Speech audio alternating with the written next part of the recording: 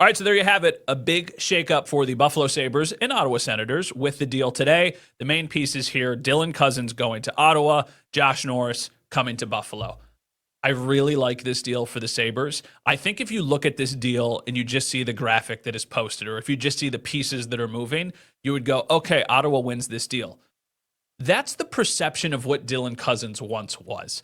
He has not been the same player for 2 seasons. 2 years ago, I thought he was a key piece. I was like, this is the next Patrice Bergeron type player for the Sabres. He's offensively talented and defensively he's solid and he's tough. He hasn't been that guy in 2 years. Maybe he will become that guy in Ottawa. I just am not going to bet on that considering what we've seen for the last 2 full seasons.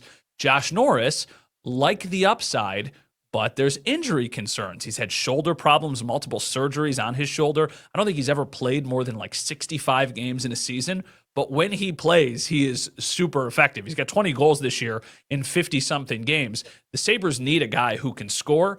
They wanted that to be Dylan Cozens, but he doesn't score nearly as much as he needs to. He's got like 11 goals this year.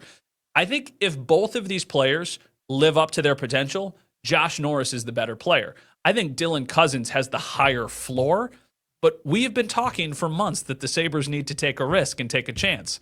That's what they did with this move. I think the other pieces are marginal. I don't care about the draft pick, whatever. We'll see how it all plays out. I think the defenseman the Sabres are getting probably slots into their bottom pair. He's a former first-round pick, so maybe he can be like a solid third-pair right-shot defenseman if they ultimately end up moving on from Yoki Haru.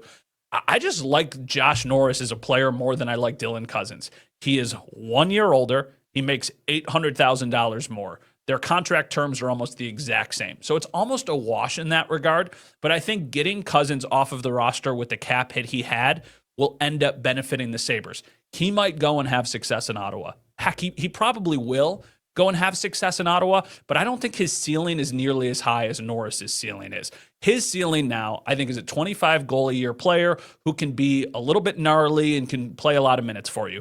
I think Norris has the upside of being a 35-goal guy who can be really effective on the power play and can play some meaningful minutes. So I like the deal for the Sabres. I want to see if they do anything else, but even if this is the only major move they make, I think this benefits them not just now, but going into the future.